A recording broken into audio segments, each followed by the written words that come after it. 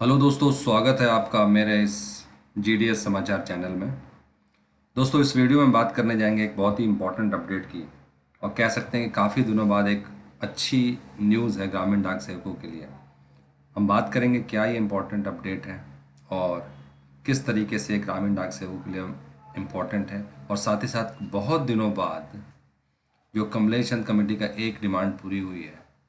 तो मैं आपको उसका ऑफिस ऑर्डर ही दिखाऊंगा, जिससे कि आप देख सकते हैं कि इम्पोर्टेंट अपडेट क्या है और किस तरीके से जो है इसमें क्या क्या डिमांड पूरी की गई हैं। तो चलिए दोस्तों, बिना टाइम वेस्ट किए बात करते हैं इस इम्पोर्टेंट अपडेट की। अगर अभी आपने चैनल को सब्सक्राइब नहीं किया तो सब्सक्राइब ज़रूर कर लें, जिससे आने वाले हर वीडियो का अपडेट मिलता रहे। क्योंकि जीडीएस से रिलेटेड हर छोटी से छोटी और बड़ी से बड़ी खबर हम लेके आते हैं, ऑथेंटिक खबर लाते हैं। और साथ में आपसे भी हम कहते हैं कि कोई भी अगर आपको जो है न्यूज़ देखते हैं तो उसको ज़रूर ज़रूर ज़रूर चेक करें। तो चलिए दोस्तों, बात करते हैं और बेल आइकन ज़रूर दबाएं। दोस्तों, मैं आपको दिखाता हूँ बेसिकली क्या है कि ये जो इम्पोर्टेंट अपडेट आया है वो जीडीएस के लिए, जो उनकी रिटायरमेंट से रिलेटेड आया है। रिटायरमेंट से रिलेटेड जो कमलेश चंद कमेटी में जो डिमांड की गई थी, उससे रिलेटेड अभी ये अपडेट आया है। मैं आपको उसका ऑफिस ऑर्डर दिखाता हूँ। आप देख सकते हैं कि implementation of recommendation of one man committee on introduction of voluntary discharge. जो वॉलंटरी डिस्चार्ज के लिए इन्होंने दो स्कीम निकाली है। पहली स्कीम है जो कि 20 साल on completion of 20 years of engagement. इसमें आप देख सकते हैं कि उनके लिए है जो कि प्री मेच्योर रिटायरमेंट लेना चाहते हैं, डिस्चार्ज लेना चाहते हैं। उसके लिए कंडीशंस कुछ डाल रखी है उन्होंने। एक तो 20 साल उन्होंने कंप्लीट कर लिया हो, एज की कोई रिस्ट्रिक्शन नहीं है। एक नोटिस देना पड़ेगा नॉट लेस देन 3 मंथ्स की भाई मैं प्री मेच्योर जो है छोड़ना चाहता हूँ। In computing the notice period of 3 months the date of notice for voluntary discharge, कि किस दिन आपको वॉलंटरी डिस्चार्ज लेना है। तो बेसिकली ये जो है वॉलंटरी डिस्चार्ज से रिलेटेड जो है इम्पॉर्टेंट अपडेट है। और इसमें जो दो दो स्कीम है, पहली स्कीम आप पूरी वीडियो देखिए, क्योंकि इसमें दो तरह की स्कीम है, जिसमें कि ये सभी जीडीएस के लिए इम्पॉर्टेंट है। कि पहली स्कीम आप देख सकते हैं कि इसमें साफ साफ लिखा है कि कोई एज रिस्ट्रिक्शन नहीं है, और इसमें सिर्फ जो है क्वालिफाइंग एंगेजमेंट पीरियड, मतलब आपने जो जीडीएस में काम किया है वो 20 साल तक किया होना चाहिए। एक ही हो गया। और दूसरी बात, अगर आप छोड़ना चाहते हैं तो 3 महीने का जो है नोटिस पीरियड आपको देना पड़ेगा। और उस नोटिस पीरियड में आपको ये मेंशन करना पड़ेगा कि आप कब जाना चाहते हैं और क्या आपकी डेट ऑफ होगी। उसके बाद से आप देखिए कि और इसमें बहुत सारे पॉइंट्स हैं, जैसे all GDS who are engage on regular basis on the date of notification of scheme, all the condition will be eligible to opt this scheme. तो जो लोग जो है रेगुलर बेसिस पे हैं, इस नोटिफिकेशन की जब अभी डिक्लेयर हुआ है, तो सारी कंडीशन जो पूरी करेंगे उनको जो है ये इस वाली स्कीम के अंदर आता है।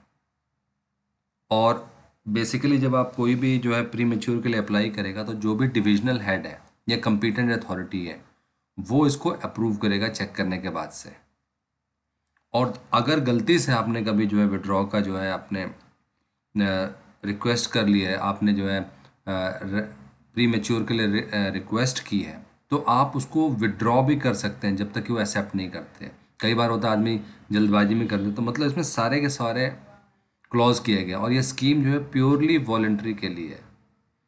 कोई आपको कोई कंपल्शन नहीं करेगा। आप 20 साल करने के बाद से आपको लगता है कि नहीं, अब मैं नहीं करना चाहता, तो आप वॉलेंट्री रिटायरमेंट ले सकते हैं। बस स्कीम यही है कि आपने जो है 20 साल आपके पूरे होने चाहिए। ये फर्स्ट स्कीम की बात कर रहा हूँ मैं। कोई इसमें कंपल्शन नहीं है। और डिविजनल हेड्स जो है ऑर्डर इशू करेंगे before the date of expiry of notice. जब आप इसके लिए अप्लाई करेंगे प्री मेच्योर के लिए, तो वो डिविजनल हेड उसको एक्सेप्ट करेंगे या रिजेक्ट करेंगे द ऑलरेडी डिस्चार्ज। रिजेक्ट करने के भी रीज़न हो सकते हैं, एक्सेप्ट करने के भी रीज़न हो सकते हैं। Other GDS shall be deem to have been discharge voluntarily from engagement at the end of the period of. और आपका 3 महीने जैसे ही पूरा होता है, अल्टीमेटली इसका मतलब ये है कि आप इस पोस्ट से ऑलरेडी डिस्चार्ज हो चुके हैं। तो ये एक सारे के सारे जो है उन्होंने डिफरेंट डिफरेंट स्कीम्स बताई है। एक एक स्कीम को जो है आपको जानना बहुत ज़रूरी है कि क्या ये इंपॉर्टेंट स्कीम है और किस किस तरीके से आपने अप्लाई करना है। ये फर्स्ट स्कीम है। उसके बाद से उन्होंने स्कीम 2 बताई है कि एक तो ये है कि आप अपनी मर्ज़ी से जाना चाहते हैं, दूसरा है कि मेडिकल बैकग्राउंड की कहीं तबीयत ख़राब है। उसमें भी क्या है कि उसमें जो है एंगेजमेंट जो पीरियड है वो आधा कर दिया, 10 साल कर दिया है। उसके बाद से जैसे पहले वाले में था कि कोई एज रिस्ट्रिक्शन नहीं थी, इसमें भी कोई एज रिस्ट्रिक्शन नहीं है। सब दोनों के केसेस में आपको फॉर्म्स मिलेंगे जो कि आपको फिल करना है, उसमें आपने अपना नोटिस डालना है, 3 महीने का पीरियड भी आपने सर्व करना है, ये सारा का सारा। और the GDS to be directed to appear before appropriate medical authority. अब क्योंकि ये मेडिकल बैकग्राउंड पे आप जो है इसको छोड़ रहे हैं, तो आपको जो है मेडिकल अथॉरिटी के पास जाना पड़ेगा और वो सर्टिफाई करेगा कि वास्तव में आपको मेडिकल इशू है। क्योंकि ये नॉर्मल इशू तो है नहीं कि आप अपनी मर्जी से छोड़ना चाहते हैं, आप 10 साल में ही छोड़ना चाहते हैं और आपको मेडिकल प्रॉब्लम है, और सर्टिफिकेट आपको लेना पड़ेगा मेडिकल अथॉरिटी से, जिसमें कि डिपार्टमेंट ने प्रायर अप्रूव कर रखा होगा कि भाई हाँ आप जाके मेडिकल करवाइए, आप बताइए कि आप 10 साल में छोड़ रहे हैं तो आपका जो है मेडिकल बैकग्राउंड पे छोड़ रहे हैं, तो जो भी मेडिकल ग्राउंड है वो आप हमें शो कीजिए, तो आपको सर्टिफिकेट देना पड़ेगा।